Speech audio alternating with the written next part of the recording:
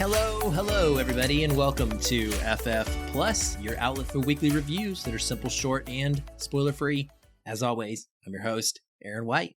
Thought I'd catch you up a little bit on what I've been doing before we get into the reviews for this episode. Real quickly, I have been spending some time watching movies most nights for the Seattle International Film Festival. I'm excited to share some thoughts on some of these films with you here very soon in some episodes. We're not allowed to put out what they call full reviews for most of these until the films actually are releasing, unlike some other film festivals. And so I'll be doing a bunch of movies kind of all together because I can only say little bits about each of them, but I do want to give them some time, let you know which ones are worth being on your radar, or if you're here in Seattle, which ones are worth picking up tickets to go see. So be on the lookout for that here pretty soon. I've also been distracted because I, on a whim, got the desire to rewatch Game of Thrones. I started one night, and over the course of my first weekend, I went through 2.5 seasons. I just could not stop. Now, I've never rewatched the show before. I've watched each and every season as it aired. And I think maybe the first 2 or 3 seasons, I might have rewatched season 1 before season 2 came out and so forth. But only the first season or 2. After that, I didn't do any rewatches prior to the new seasons coming out. So this is the first time I've ever really done a full series rewatch. And having some time now away from the intense discourse around season 8, this has been a phenomenal experience. I am sucked right back into the world, and already knowing where character arcs are going to end up going on the show, that is, it's really intriguing to watch them develop and to look at the decisions that characters are making early on. The little decisions, not necessarily the big bombastic moments that everybody remembers easily because they stood out on screen, but just the quiet moments and the pieces of dialogue that you're like, oh, wow, there's a ton of foreshadowing that I am picking up on. Little things like, for example, the first time we ever meet Tywin Lannister, he is just casually skinning a stag, and there's no camera drawn to it. There's no arrows like you would get kind of in a Marvel movie, right? Where Easter eggs are like, oh, pay attention to this detail. But once you realize what is going on between the Lannisters and the Baratheons, and the Baratheons' sigil is the stag, and it's basically like Tywin Lannister is stripping the power from this stag, which he is about to do when his son takes over being the king after Robert is killed.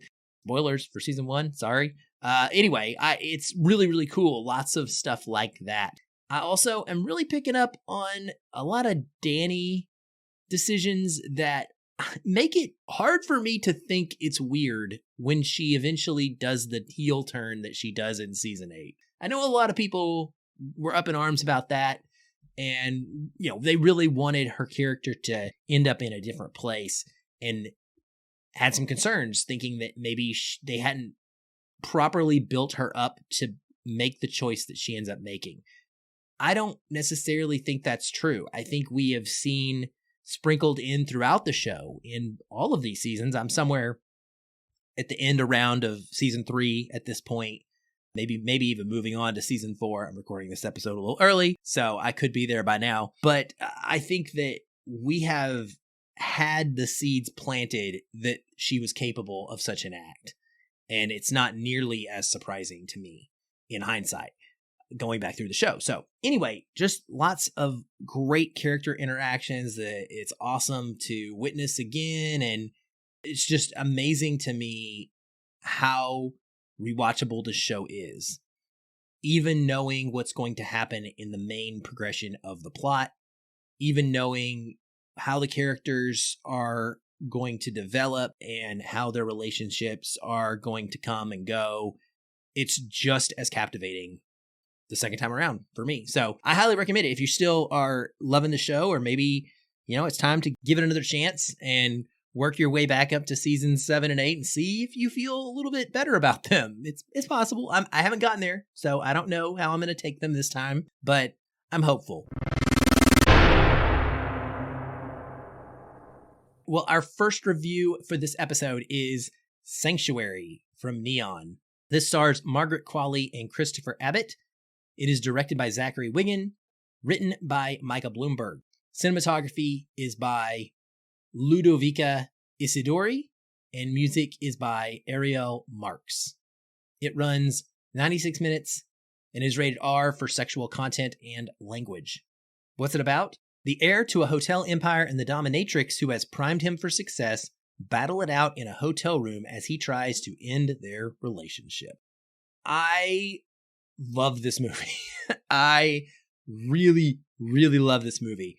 I felt very stagnated in a way ever since attending Sundance earlier this year. In Sundance, I saw a number of movies that are still among my absolute favorites of the year, and nothing had come close yet to the experiences I had at Sundance until Sanctuary. This is a single location drama, somewhat of a thriller between two super sexy people who are playing psychotic, manipulative mind games with each other, and it rules. There is a terrific script behind this. We meet Margaret Qualley's character, Rebecca, as she comes into the hotel room of this man named Hal.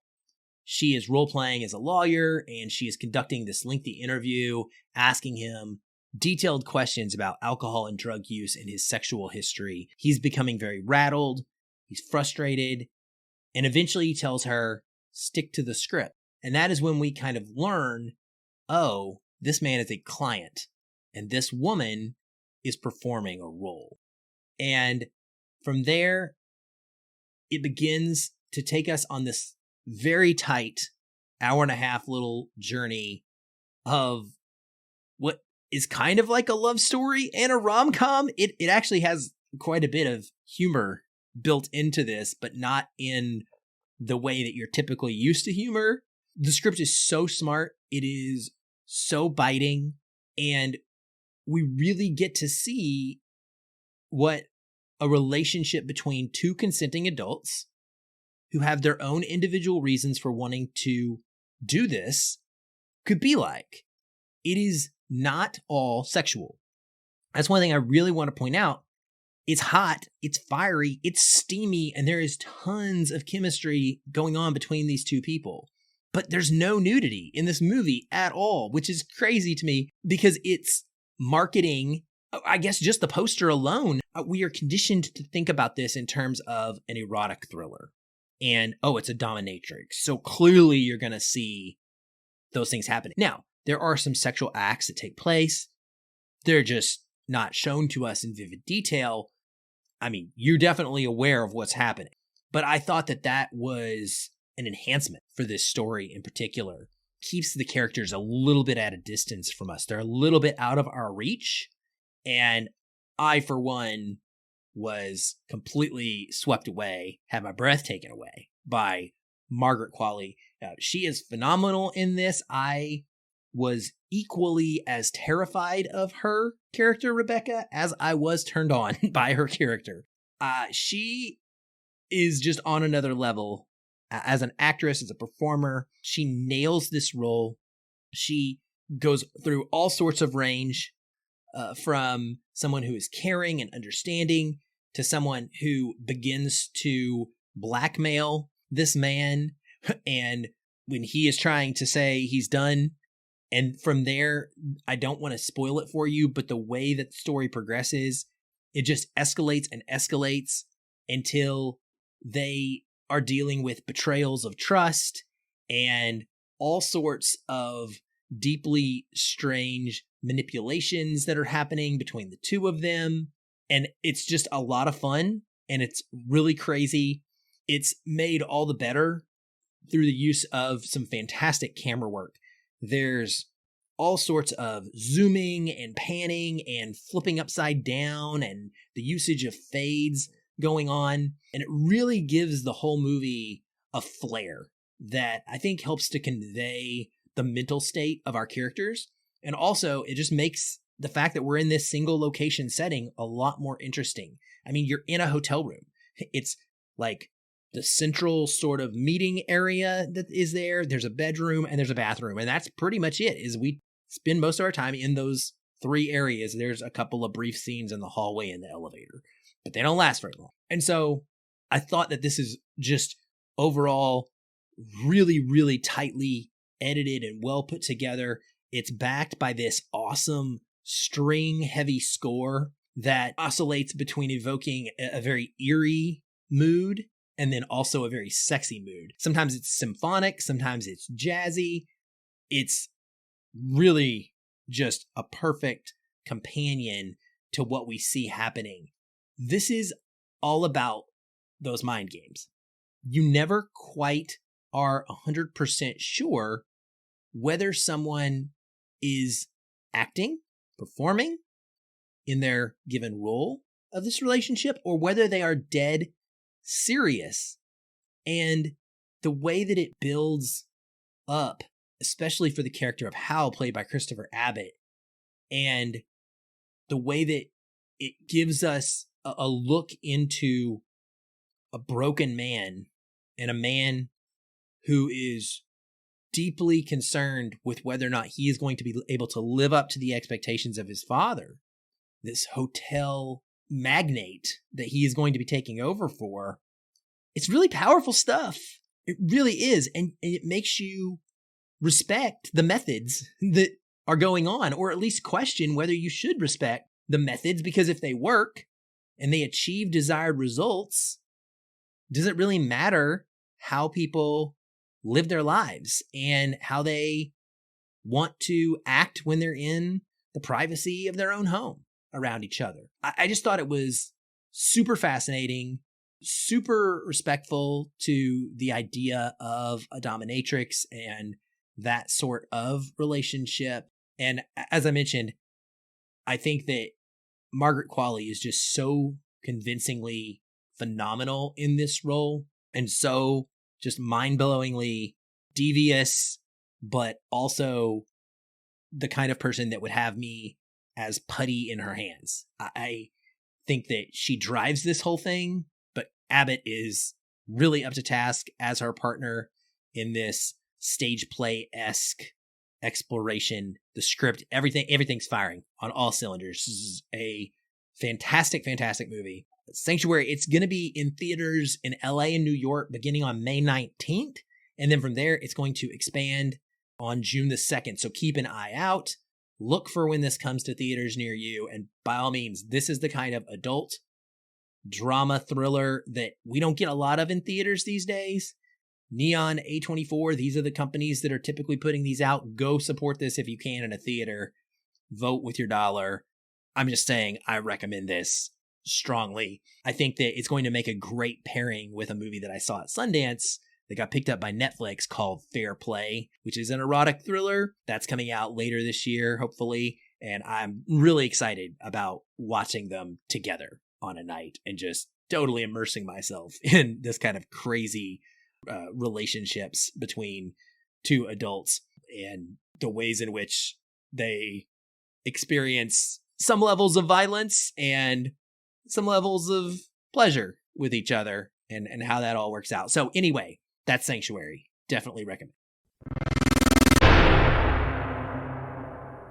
All right. The other review I have for this episode is Fast X, or Fast 10. It's kind of interchangeable, in my opinion, from Universal Pictures. It stars Vin Diesel, Michelle Rodriguez, Tyrese Gibson, Ludacris, Jason Momoa, Jason Statham, John Cena, Jordana Brewster, Natalie Emmanuel, Sung Kang, Brie Larson, Alan Richson, Daniela Melchior, Scott Eastwood, Helen Mirren, Charlize Theron, Rita Moreno, and more. It is directed by Louis Leterrier, and it is written by Dan Mazzou and Justin Lin. Cinematography is by Stephen F. Winden. Music is by Brian Tyler. It runs 141 minutes and is rated PG-13 for intense sequences of violence and action, language, and suggestive material. What's it about? Dom Toretto and his family are targeted by the vengeful son of drug kingpin Hernan Reyes.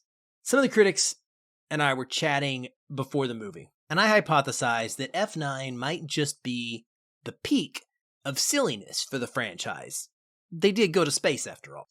And that with the remaining 2 movies, or 3 movies, depending on if you want to believe Vin Diesel's slip of the tongue during the press days in Rome, I thought that maybe they would slowly start to reel it back in and ground the series finale with more of the realistic and heartfelt sentiment that got us attached to these characters in the first place. Well, folks, I was very, very wrong.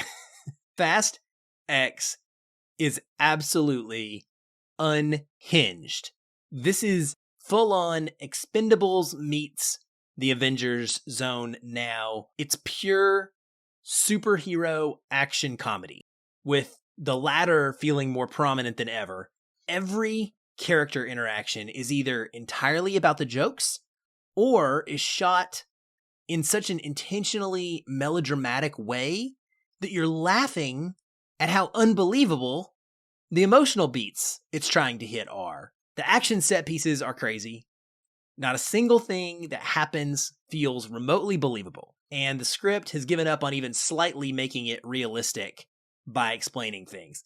A buddy of mine here in Seattle walked out of the theater saying it felt like it was entirely written and directed by AI.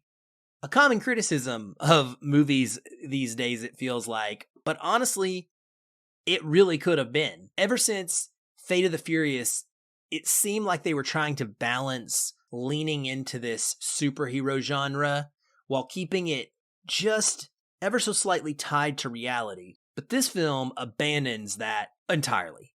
It honestly feels like kids playing with their toys wrote this movie. It is pure fantasy now, where the writers just thought up the most bombastic things that they can come up with and then had it all poorly CGI'd.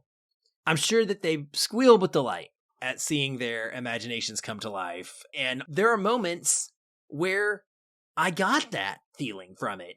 Despite how insane everything that happens in this movie is, the crowd and myself laughed pretty frequently. A lot of the times, we're laughing at the movie. Because just like in Fast 9, this is self-aware. They've reached the point where they want you to do that. They're inviting you to make fun of it as you watch it. It's a very weird place for a movie series to have evolved into, but judging from the reaction in my theater, and honestly the natural reaction that was coming out of me, I guess it kind of works. You just have to go into it with that understanding, or you're not going to have any fun at all. As for the plot, it's a typical revenge story. The film opens with a new perspective on the famous Fast Five vault heist, speeding through it again and introducing someone from the crew's past who will come back to haunt them. That's Jason Momoa as Dante, and he is a complete maniac. The actions of the Fast family over the years have resulted in plenty of carnage and made them many enemies. Now they are about to reap what they have sowed. His performance alone is honestly worth the price of admission because he is just hamming it up nonstop while raining down chaos upon Toretto, his family, and everyone that has ever interacted with them or helped them along the way. It's a mesmerizing, over-the-top villain that, again, no longer even attempts to be taken remotely seriously, but is simply there to entertain us. In a sense, he's this franchise's Thanos, and will likely have his influence felt for the remainder of the series. To enjoy this film, you need to embrace the insanity. You want to get nuts? Momoa is here to get nuts. Other new additions don't really get enough screen time to make a big mark, but I enjoyed both Brie Larson and Alan Ritchson. I think that there is potential for even more wild shenanigans from them in the future. I at least hope there is. more of that. It's tough to really develop them, of course, because the roster of heroes or characters, whatever, is so huge now that giving each one something interesting to do and any sort of arc is almost impossible. But whatever, they're all entertaining to some extent, and the chosen groupings mostly worked well for me. Though, unfortunately, in Letty's case, I really felt that her particular scenario that she finds herself in was the weakest. She kind of got the short end of the stick, which is interesting in a way because this film is more of a direct sequel to Fast Five than anything else, and Fast Five is the one movie that Michelle Rodriguez wasn't in at all. So, yeah, take that for what you will. I guess anything tied to Fast Five just isn't going to give us her best. And really, that's just because the crew gets split up, is what happens here. Tej and Roman still, as always, bring the best comedy. I absolutely have always adored their relationship, and that's no different here. Surprisingly for me, it was John Cena as Jacob and Leo Abello Perry as Little B, that's Brian, Dom's son, who had the most genuinely emotional connection and enjoyable relationship in the film. There was a really fun chemistry between them, and Cena gets to lean into his comedic chops instead of just being the musclehead. I like him a lot more this way, personally. Over the course of the film, a lot of stuff happens. Cars are raced, stuff explodes a lot, and there are even some questionable deaths. Since everyone and their mother seems to come back in this universe, we can never really know for sure, but this definitely feels to me like we're in the Infinity War / Endgame of this franchise now, and it is barreling towards a conclusion where it's not unlikely that all of Mi Familia will make it out alive. And it's barreling toward a conclusion where it's unlikely that Mi Familia will all make it out alive. There are a couple of shockers, one in the final scene and one in the mid-credits, so be sure to stay for those. Even if you've been spoiled, the mid-credit scene got a hearty laugh out of the audience because of a certain line delivery. 10 of 10, highly recommend. Now, when looking at the film as a whole, you're either going to like the loud, ridiculous, so bad it's hilarious place that the series finds itself in now and enjoy the forgettable but fun ride, or you hate this kind of dumb action movie and will be rolling your eyes for 2.5 hours. There's probably not a lot of in between, to be honest. I can't give this entry very high marks on quality because while it achieves its intended tonal goal, in my opinion, everything looks distractingly fake. The editing is atrocious at times, giving you no sense of place. The aforementioned poor CGI is completely unacceptable for a movie that cost $350 million to make. This was the 8th most expensive movie ever. And even with understanding how silly it would be, I was left craving just a few more serious emotional beats. But to my surprise, I had a good time with it. I let go of what F&F once was and just let Momoa's psychotic antagonist sweep me away. And I had a really enjoyable time with a really bad movie. So, good luck, everyone. I wish you the best with your experience, and I hope that you also have an entertaining one like I did. Fast X or Fast 10, again, not really sure which one we're supposed to go with here, what the consensus is, will be available in theaters on May 19th. Please let me know what you think about this one. I say that every week, pretty much about everything I review, but I am dead serious. Come find me on social media. You can find my social media handles in the show notes of each and every episode, but let me know what you thought about this movie. I am very much going to be looking forward to hearing from just anyone and everyone all across the spectrum. Those who really, really loved it, those who could not stand it and despised it. I think it's going to be a fascinating discourse. And I'm looking forward to discussing this movie more in depth with Patrick in our next full episode as well. Patrick may very well hate this movie. I'm just putting this out there right now in advance. It could be an interesting episode because I don't know if we're going to be on the same page, but we'll find out. So be sure to tune in for that coming soon. I'll be back. Until then, keep watching and keep feeling film.